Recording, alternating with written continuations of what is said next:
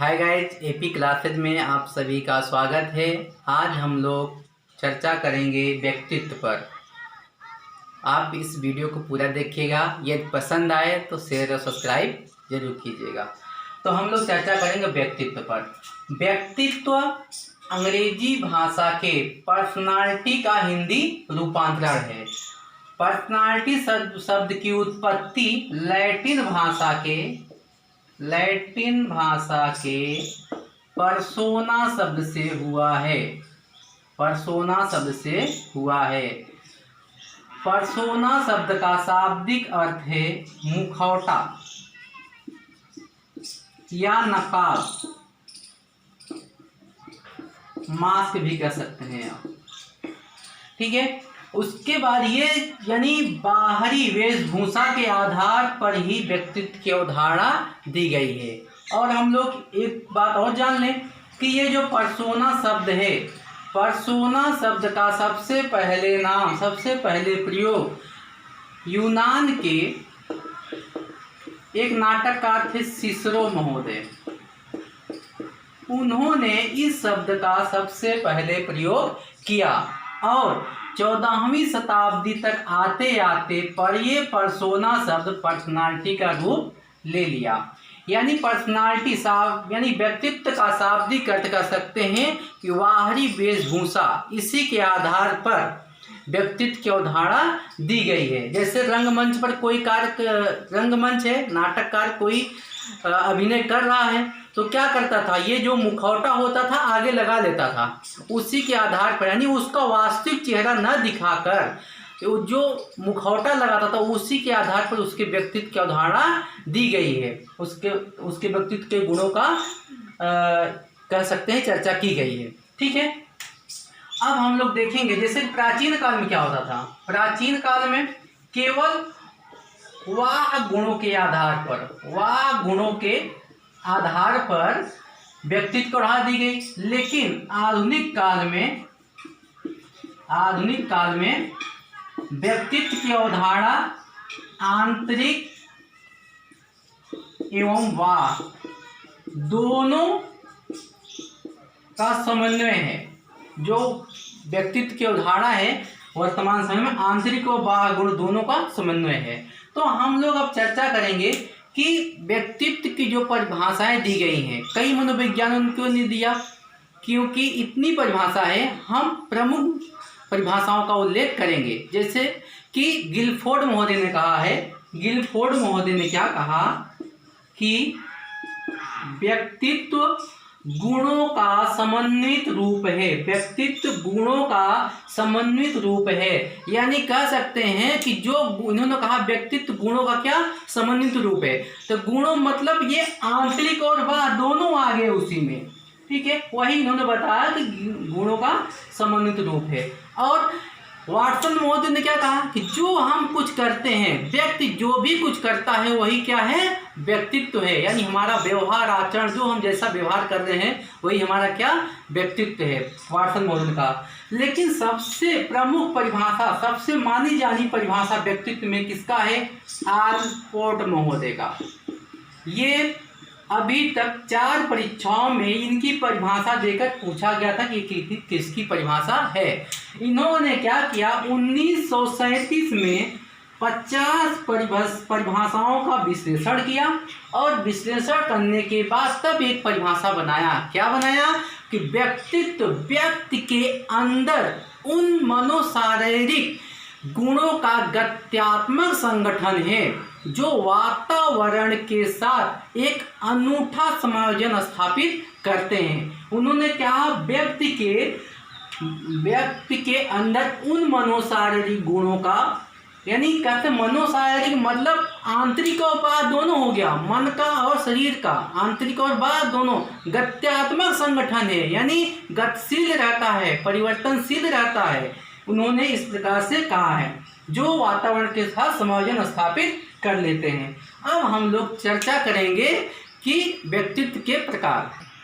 शारीरिक संरचना के आधार पर क्रेचमर महोदय ने, इनका कहीं क्रेचमर आता है कहीं क्रेचमर आता है, 1925 में इन्होंने शारीरिक संरचना के आधार पर व्यक्तित्व के प्रकार बताए। और सेल्डन महोदय ने भी शारीरिक संरचना के आधार पर व्यक्तित्व के प्रकार बताए। तो पहला क्या था इनका, क्रेचमर महोदय देखेंगे, लंबकाय यानी स्थिलिनिक, यानी ऐसे व्यक्ति जो पतले दुबले होते हैं, चिड़चिड़े हो स्वभाव के होते हैं, वो लंबकाय प्रवृत्ति के होते हैं। ये क्रेचमर की शारीरिक संरचना के अनुसार इन्होंने बताया कि लंबकाय जो पतले दुबले इस प्रकार के होते हैं, वैसे एकांत प्रिय भी होते हैं। और सुडोलकाय एथलेटिक आप लोगों का नाम सुना होगा ये भी।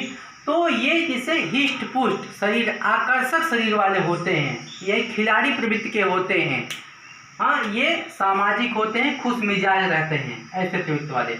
और गोलकाय पाइनिक, यानी ये जो होते हैं नाटे कद के होते हैं, नाटे मोटे इस कद के होते हैं, और शरारती भी होते हैं। और ये लजीज भोजन यानी अच्छे भोजन को पसंद भी करते हैं, खाते बहुत हैं। और साथ साथ सोने की भी आदत, जो उनकी नींद की आदत होती है, नींद का ही पूरा मजा लेते हैं।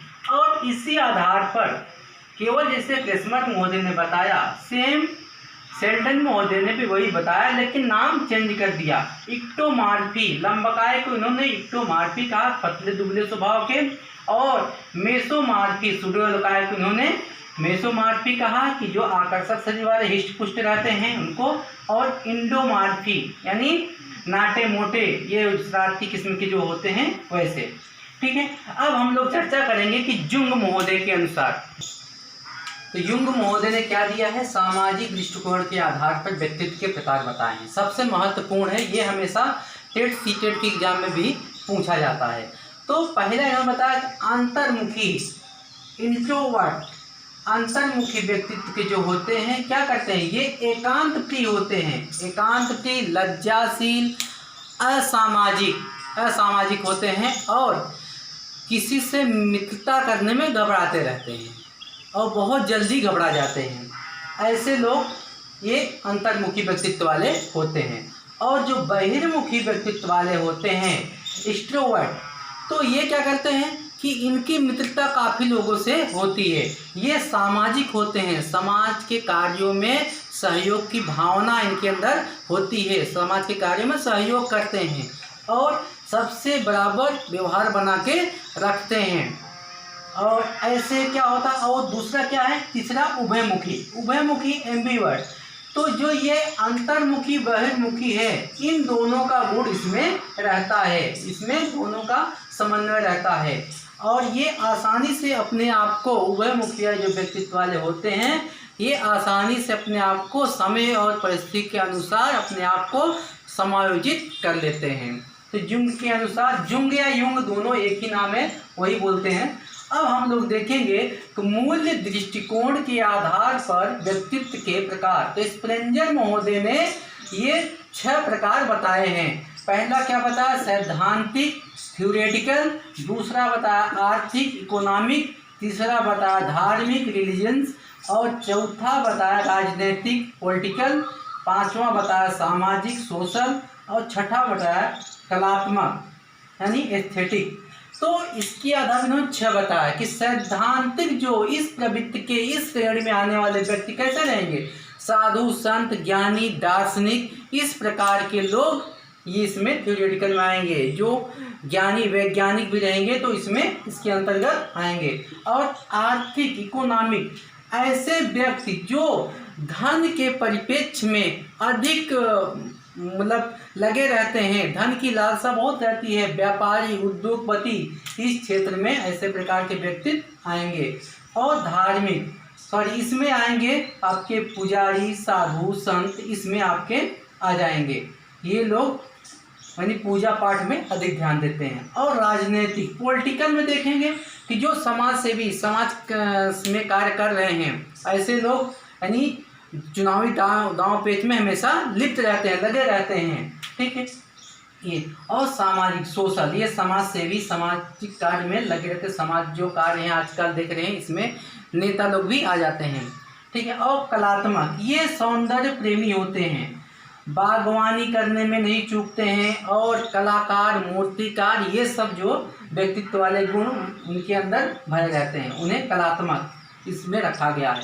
अब हम लोग देखेंगे कि भारतीय दृष्टिकोण के आधार पर व्यक्तित्व के प्रकार। तो भारतीय दृष्टिकोण के आधार पर इसका साक्ष्य हमें मिलेगा। अब जो भारतीय दर्शन है, भगवत गीता में देख लीजिए पहले।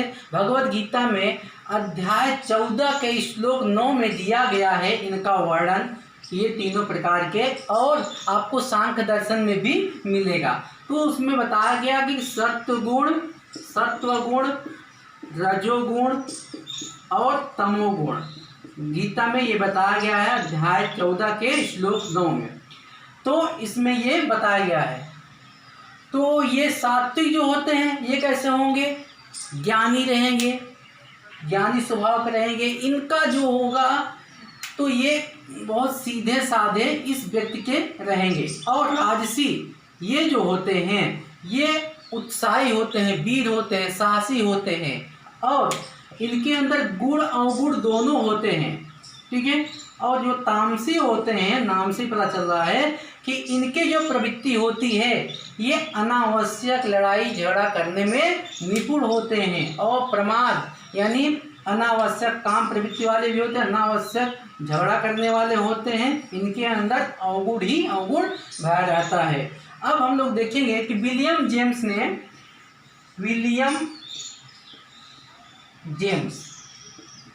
इन्होंने स्वभाव के आधार पर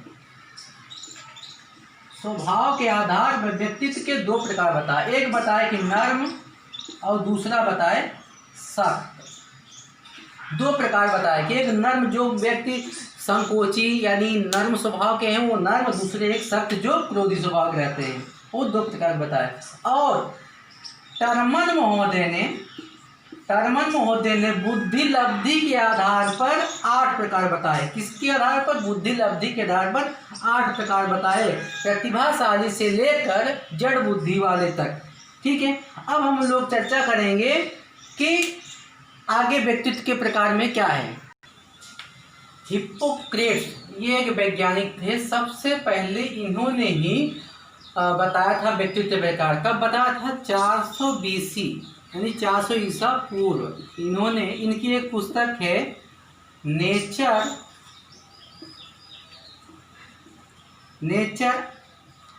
ऑफ मैन, इनकी एक पुस्तक है। उस पुस्तक में इन्होंने ये वर्णन दिया है कि इन्होंने बताया कि रासायनिक तत्वों के आधार पर व्यक्तित्व के 4 प्रकार होते हैं। तो उन्होंने बताया काला पित्त यानी ब्लैक बाइल, जिसके अंदर ये ब्लैक बाइल की प्रधानता रहेगी, अधिकता रहेगी, वो कैसा रहेगा व्यक्तित्व? उदास रहेगा, निराशावादी, इस ढंग का व्यक्तित्व रहेगा। हताश रहेगा, हमेशा कोई कार्य करने में पहले ही हार जाता है। और जो ये पीला पित्त है, येलो बाइल है, इसमें कैसे रहेगा? येलो बाइल में क्रोधी, जिसके अंदर इसकी अधिकता रहेगी, क्रोधी, चिड़चिड़ापन, ये सब प्रवृत्ति का व्यक्ति रहेगा। और जो रक्त पित्त है, ब्लड बाइल है, इसमें कैसा रहेगा? साहसी रहेगा, प्रसन्नचित्त रहेगा, खुश मिजाज रहेगा, यानी खुश मिजाज कह सकते हैं, खुश मिजाज, लोगों से व्यवहार अच्छा करेगा, जिसकी अधिकता ये ब्लड बाइल रहेगी। और ये चौथा देखिए कफ, श्लेष्मा यानी फ्लेमेटिक, जो इसके अंदर ये ज़्यादा रहेगा, इसकी अधिकता रहेगी। वो कैसा रहेगा? शांत रहेगा और आलसी रहेगा, कोई कार्य करने वाला नहीं रहेगा, हमेशा वो कैसा उसकी आदत रहेगी? आलसी प्रवृत्ति का रहेगा, वो आलसी प्रवृत्ति का, शांत रहेगा कह सकते हैं, शून्य कह सकते हैं, यानी इस प्रवृत्ति का व्यक्ति रहेगा। तो हम लोगों ने ये देख लिया व्यक्तित्व के कितने प्रकार होते हैं, हम लोगों ने इस पे चर्चा भरपूर किया। हम लोगों ने पहला देखा, क्या देखा किस पे? ये क्रेस्मर, इनके अनुसार 3 प्रकार के व्यक्तित्व। उसके बाद युंग, स्प्रेंजर, और भारतीय दृष्टिकोण के अनुसार ये सब चर्चा महत्वपूर्ण की। तो सबसे प्रमुख ये है, इस पे आप लोग जरूर ध्यान दें, जूम के अनुसार, ठीक है। आज के लिए बस इतना ही। धन्यवाद।